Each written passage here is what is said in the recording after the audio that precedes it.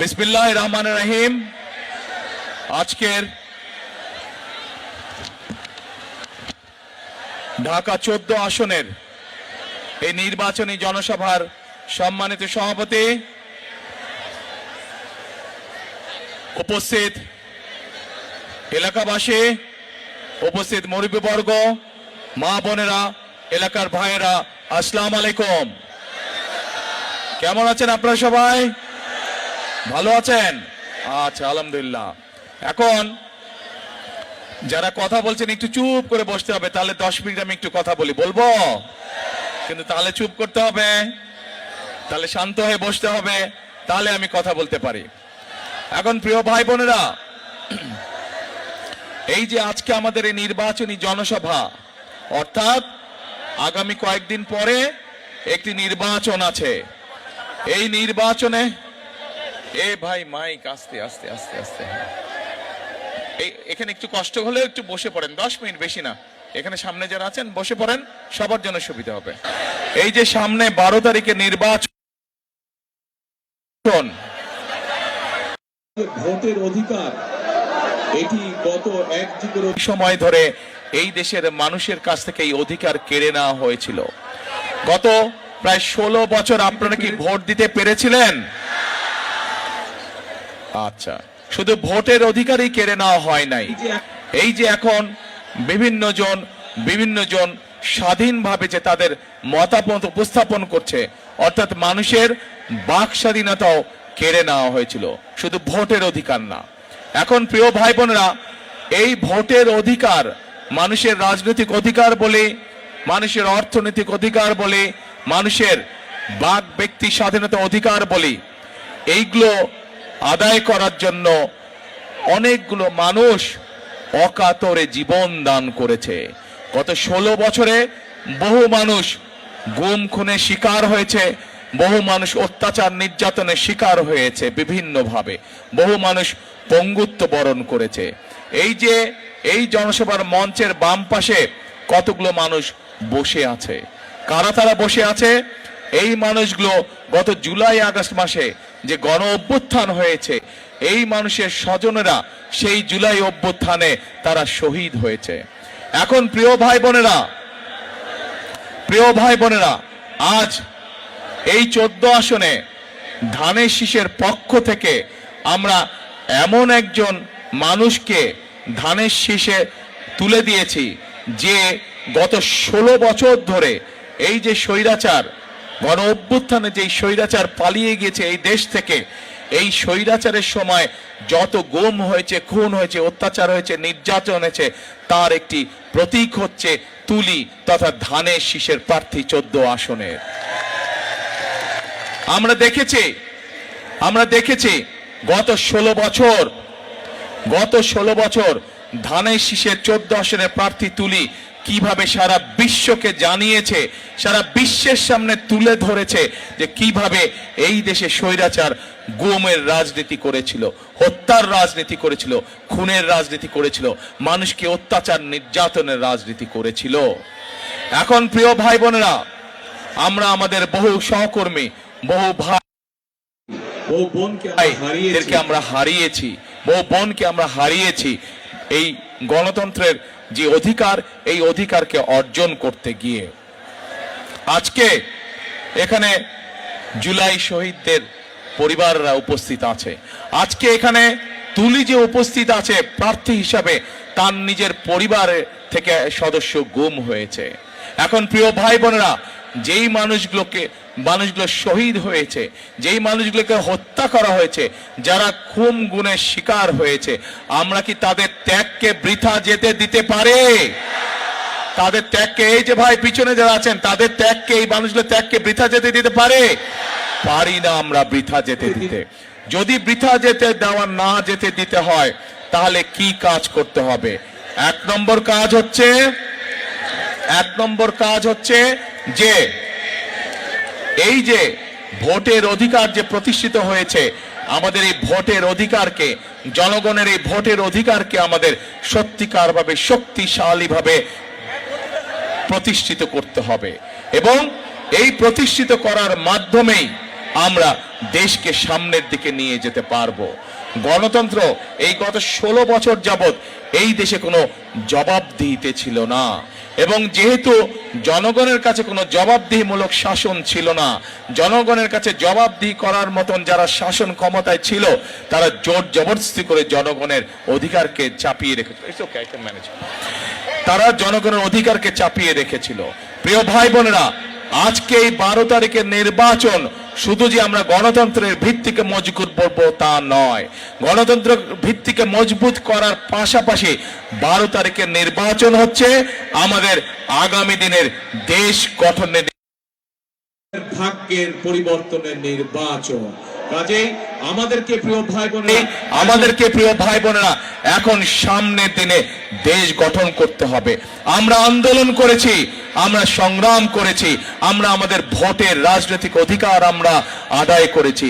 এখন প্রিয় ভাই বোনেরা সেই রাজনৈতিক অধিকারকে প্রতিষ্ঠিত করার মাধ্যমে আমাদেরকে করতে হবে দেশের উন্নয়ন, বাংলাদেশের মানুষের অর্থনৈতিক স্বাধীনতা আমাদেরকে ভিত্তিপ্রস্তর স্থাপন করতে হবে।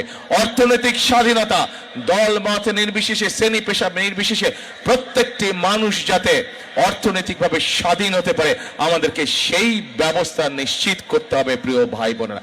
এবং সেই জন্যই আপনারা দেখেছেন যে আমরা জাতির সামনে কি উপস্থাপন করেছি। আমরা বলেছি এই দেশের মানুষের অর্ধেক নারী, জনসংখ্যার অর্ধেক হচ্ছে নারী, এবং এই নারীদেরকে যদি আমরা আমাদের উন্নয়ন যাত্রার সাথে সম্পৃক্ত না করি আমরা কোনোভাবেই বাংলাদেশের উন্নয়ন করতে পারবো না। এবং সেই জন্যই এই দেশের খেটে খাওয়া নারী যারা, খেটে খাওয়া মানুষ যারা, খেটে খাওয়া পরিবারের যারা গৃহিণী, যারা মা, তাদেরকে আমরা অর্থনৈতিকভাবে স্বাবলম্বী করে গড়ে তোলার জন্য আমরা ফ্যামিলি কার্ডের কথা বলেছি। প্রিয় ভাই বোনেরা, সারা বাংলাদেশে যত গৃহিণী আছে, সারা বাংলাদেশে খেটে খাওয়া যত পরিবার আছে, প্রত্যেকটি মায়ের হাতে, প্রত্যেকটি গৃহিণীর হাতে আমরা এই ফ্যামিলি কার্ড পৌঁছে দিব। এবং এই ফ্যামিলি কার্ডের মাধ্যমে সরকারের পক্ষ থেকে তাদেরকে প্রতি মাসে একটি সহায়তা বা সহযোগিতা দেওয়া হবে, যার মাধ্যমে ধীরে ধীরে পরিবারগুলো অর্থনৈতিকভাবে স্বাবলম্বী হয়ে উঠতে পারবে। প্রিয় ভাই বোনেরা, আমরা বিশ্বাস করি যে এই দেশের কৃষক যদি ভালো থাকে তাহলে বাংলাদেশ ভালো থাকবে। এবং সেই জন্যই এই দেশের কৃষকদের পাশে দাঁড়ানোর জন্য এর আগে যখন দেশনেত্রী খালেদা জিয়া এই দেশ পরিচালনার দায়িত্বে ছিলেন তখন উনি এই দেশের কৃষকদের জন্য 5,000 টাকা পর্যন্ত কৃষি ঋণ সুদ মওকুফ করে দিয়েছিলেন। তো উনি 25 বিঘা পর্যন্ত জমির খাজনা, কৃষি জমির খাজনা মওকুফ করে দিয়েছিলেন। এবং তারই ধারাবাহিকতায় প্রিয় ভাই বোনেরা আমরা সিদ্ধান্ত গ্রহণ করেছি যে 12 তারিখের নির্বাচনে ইনশাল্লাহ আপনাদের সহায়তায়, আপনাদের সমর্থনে বিএনপি সরকার গঠনে সক্ষম হলে সমগ্র বাংলাদেশে যত কৃষক আছে যাদের কৃষি ঋণ 10,000 টাকা পর্যন্ত, আগামী বিএনপি সরকার এই 10,000 টাকা পর্যন্ত কৃষি ঋণের সুদ সহ কৃষি ঋণ মওকুফ করে দিবে। প্রিয় ভাই বোনেরা, আমার হাতে একটি কাগজ আছে, এই কাগজের মধ্যে তরুণ যুবক সদস্য আছে, তরুণ সমাজের সদস্য আছে, ছেলে হোক মেয়ে হোক, তাদের কাছে শিক্ষার আলো আছে, কিন্তু বেচারা মানুষগুলো বেকার হয়ে পড়ে আছে, কর্মসংস্থানের অভাব আছে।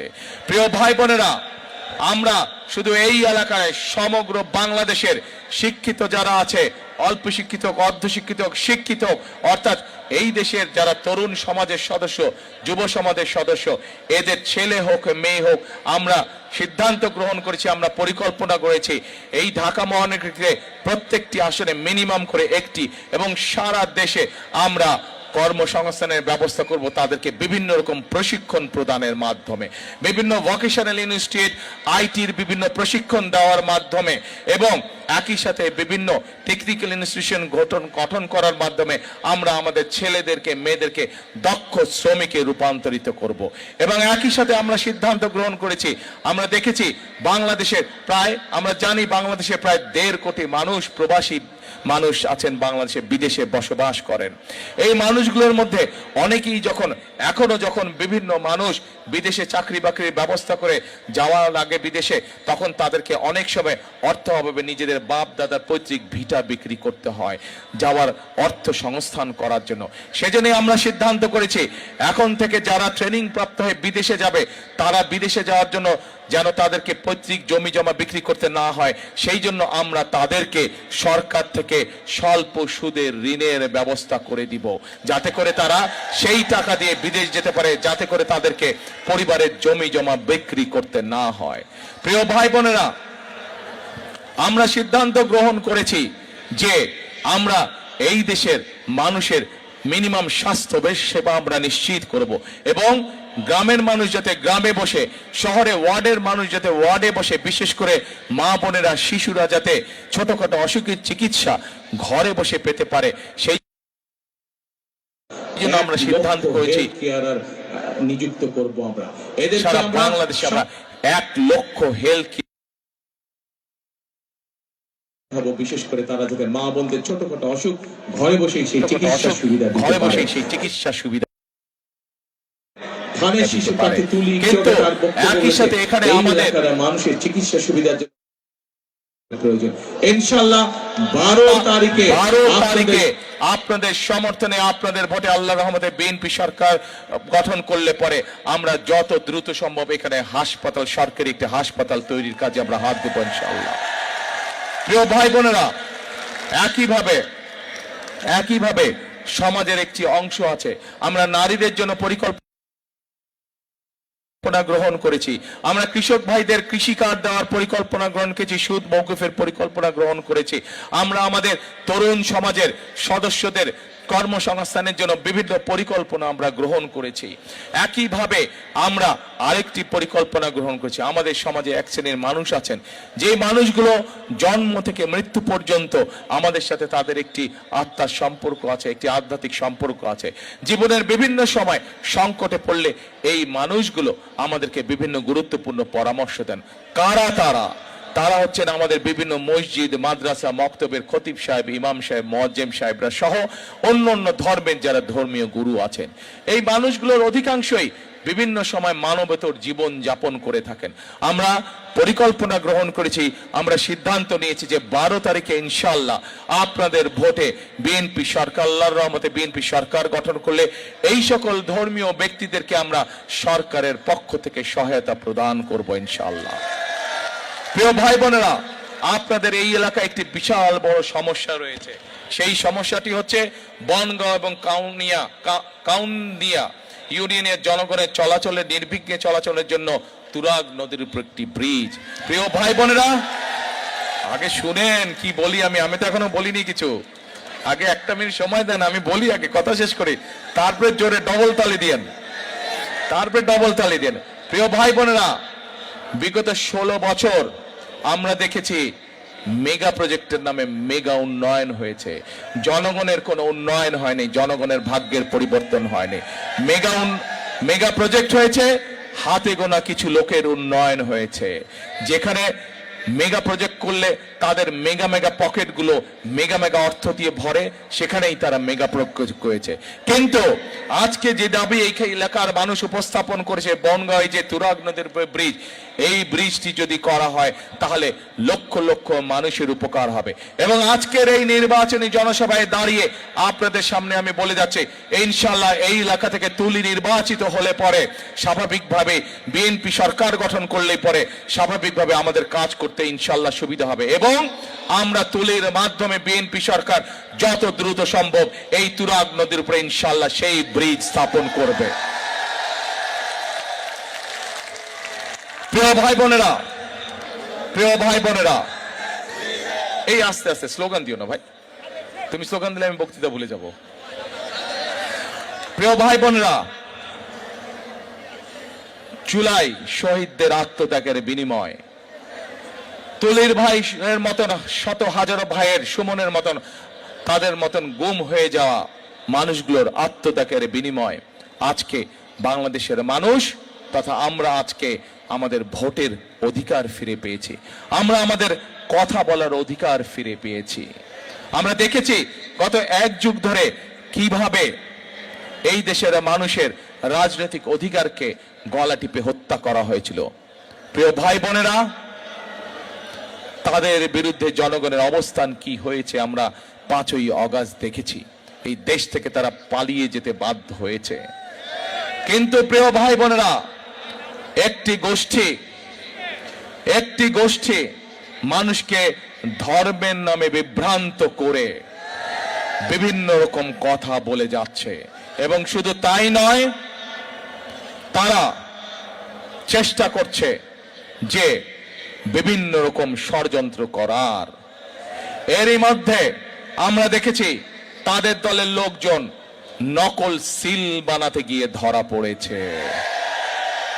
প্রিয় ভাই বোনেরা, এর মধ্যে আমরা দেখেছি তাদের লোকজনেরা মা বোনদের, সরল বনা মা বোনদের কাছে গিয়ে কিভাবে তাদের এনআইডি নাম্বার নিয়েছে, তাদের বিকাশ নাম্বার নিয়েছে, তাদেরকে বিভ্রান্ত করার জন্য। দেশের মানুষের এরা বিপক্ষে অবস্থান। অতিথি আমরা দেখেছি 90-এর আন্দোলনের সময়, 90-এর আন্দোলনের সময় তারা কিভাবে জনগণকে ফেলে রেখে সেই স্বৈরাচারের 90 স্বৈরাচারের সাথে নির্বাচনে অংশগ্রহণ করেছিল। প্রিয় ভাই বোনেরা, বিভিন্ন সময় এই মহলের জনগণকে ফেলে রেখে চলে যাওয়ার দৃষ্টান্ত আছে। আজ আবার আমরা দেখছি তারা বিভিন্ন কথা বলে তারা বিভিন্ন রকম জনগণকে বিভ্রান্ত করার চেষ্টা করছে।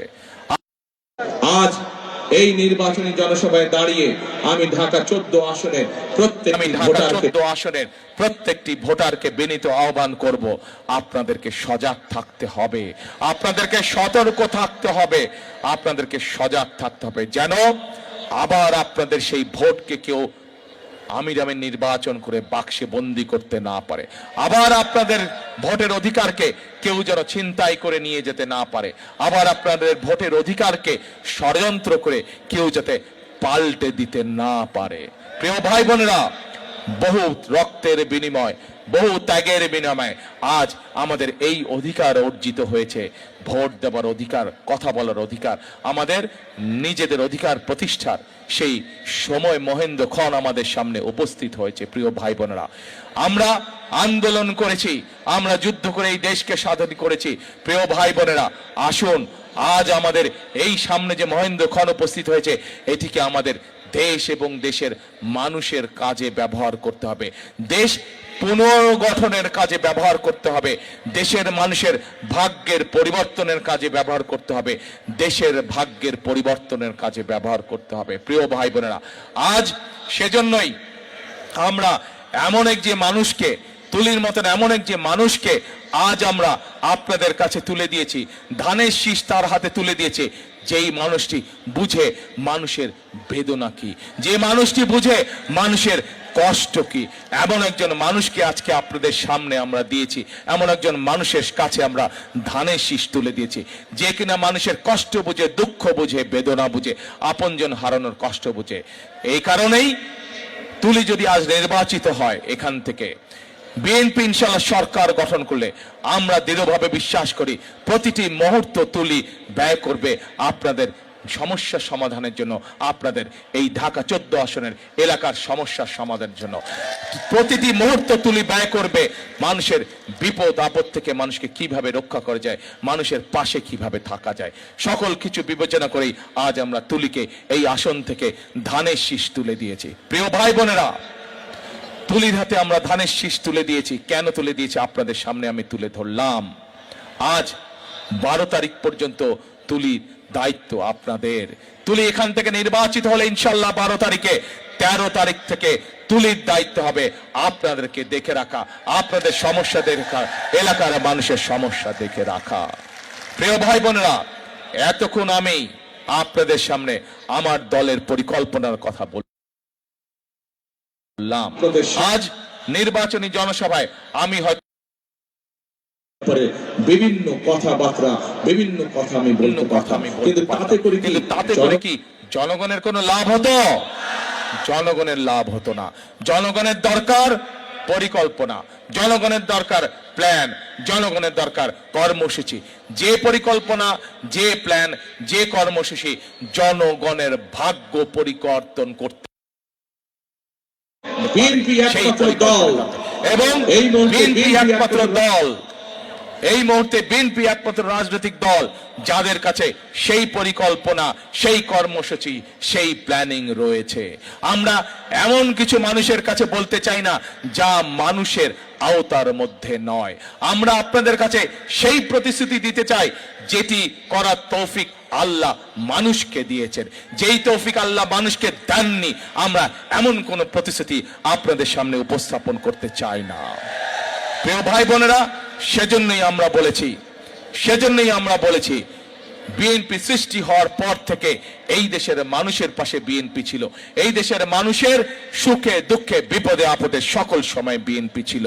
ইনশাল্লাহ বিএনপি ছিল, বিএনপি আছে, ইনশাল্লাহ বিএনপি জনগণের পাশে রইবে যতদিন এই দেশ টিকে থাকবে ইনশাল্লাহ। একটি এই নির্বাচনী জনসভার শপথ একটি, সেটি হচ্ছে আগামী দিন আমরা আমাদের এই মাতৃভূমি, আমাদের এই প্রিয় মাতৃভূমি, আমাদের এই দেশকে আমরা গড়ে তুলব আগামী দিন। এবং সেই জন্যই যদি এই মাতৃভূমিকে গড়ে তুলতে হয়, এই দেশকে যদি গড়ে তুলতে হয়, তাহলে আমাদেরকে কাঁধে কাঁধ মিলিয়ে এই দেশের প্রত্যেকটি মানুষকে আমাদেরকে কাজ করতে হবে। প্রিয় ভাই বোনেরা, দেশনেত্রী বেগম খালেদা জিয়া, ওনার সন্তান হিসাবে আমি জানি এই মানুষটিকে স্বৈরাচার বিভিন্ন সময় বিভিন্ন রকম প্রস্তাব দিয়েছিল যে আপনাকে আমরা ছেড়ে দিব, আপনি বিদেশ চলে যান। কিন্তু এই মানুষটি বাংলাদেশের মানুষকে ছেড়ে যায় নাই। শত অত্যাচার, জুলুম, নির্যাতন, জেল জুলুমের পরেও এই মানুষটি এই বাংলাদেশের মানুষকে ছেড়ে যায়নি। কারণ আমার শেষ ঠিকানা, এই দেশ ছেড়ে আমি কোথাও যাব না। প্রিয় ভাই বোনেরা, যেহেতু আমাদের সকলের প্রথম এবং শেষ ঠিকানা হচ্ছে এই বাংলাদেশ, আসুন আমরা আজকে শপথ গ্রহণ করি, আমরা আজকে প্রতিজ্ঞা করি যে 12 তারিখের নির্বাচনে তুলিকে বিজয়ী করে, 12 তারিখের নির্বাচনে ধানের শীষকে বিজয় করে 13 তারিখ থেকে আমরা ইনশাল্লাহ ধানের শীষের নেতৃত্বে বাংলাদেশকে, জুলাই শহীদদের প্রত্যাশিত সেই বাংলাদেশ গড়ে তুলব। বাংলাদেশকে সেই প্রত্যাশিত বাংলাদেশ তৈরি করার কাজে আমরা হাত দিব। করতে চান আপনারা? কারা কারা করতে চান? আসুন আমরা এতগুলো হাত যদি কাজে নেমে যায়, এতগুলো হাত যদি সহযোগিতা করে, সমর্থন করে, ইনশাল্লাহ প্রিয় ভাই বোনেরা, আমরা আমাদের সেই সক্ষম হব, বাংলাদেশ গড়ে তুলতে সক্ষম হব। সেজন্যই আমি একটি কথা বলি প্রিয় ভাই বোনেরা, করব কাজ, গড়ব দেশ, সবার আগে করব কাজ, সবার আগে বাংলাদেশ। প্রিয় ভাই বোনেরা, আজ আনুষ্ঠানিকভাবে আমি তুলির হাতে এই ধানের শীষ তুলে দিয়ে যাচ্ছি। আপনারা তুলিকে 12 তারিখ পর্যন্ত দেখে রাখবেন। ইনশাআল্লাহ 13 তারিখ থেকে তুলি বিজয় হয়ে আসলে 13 তারিখ থেকে তুলি থাকবে এই এলাকার মানুষের পাশে, সুখে দুঃখে সকল সময় ইনশাআল্লাহ। প্রিয় ভাই বোনেরা, আসুন আমাদের শপথ হোক দেশ গড়ার, আমাদের শপথ হোক রাষ্ট্র পুনর্গঠন করার। আল্লাহ হাফেজ। বাংলাদেশ জিন্দাবাদ, বাংলাদেশ জাতীয়তাবাদী জিন্দাবাদ। আসসালামু আলাইকুম।